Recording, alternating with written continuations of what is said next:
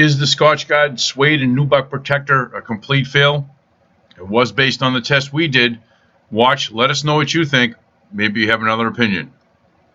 Today we're reviewing the application of 3M's Scotchgard Suede and Nubuck protection on these two suede pieces that we ordered, brand new suede pieces. We thought we'd get a colorful color here. And we're going to try a few different liquids. One has been protected with this product and one has not. This one here has got the protection on it. This one is unprotected. And both are perfectly clean. We followed directions on the back according to the manufacturer.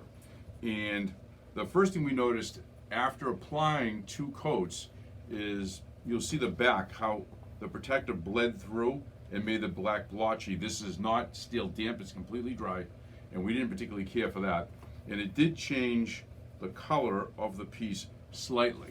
So you have to be careful, test in a hidden area if you're going to put it on clothing or suede or nubuck furniture. Very important. And we have water, we have yellow dye water to mimic a pet accident, and hot black tea and black coffee, both hot. Putting something on, doing a test with room temperature liquids is a good test, but hot liquids that could spill is even a better test. So we're going to start both of them just with the water. This is just plain water. This is the protected one. We want to see if it rolls right off. And it seems to. There's still a little bit there. Seems to roll right off. On the unprotected one, because you want to test it versus unprotected, see? Still some protection on there. So that's good.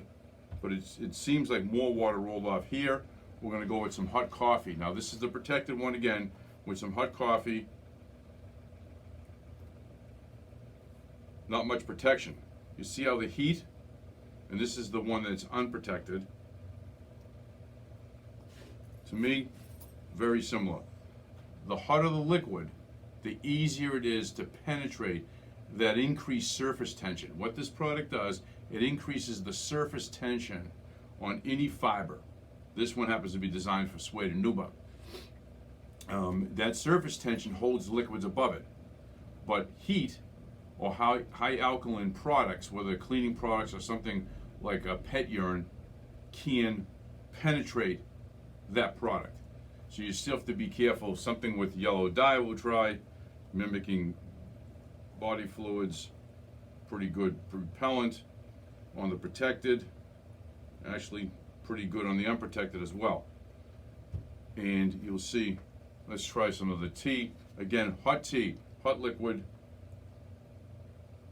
just there for 1, 2, 3 seconds, and it penetrates. That is not good. 1, 2, even less, maybe 1 second, or immediately penetrates into this suede piece that has not been protected.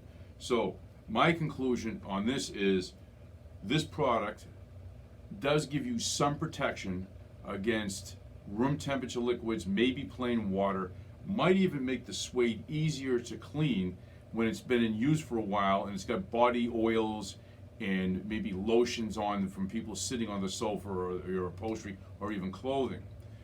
Does it give absolute protection? Not even close. You can see a hot liquid, it goes right through the product.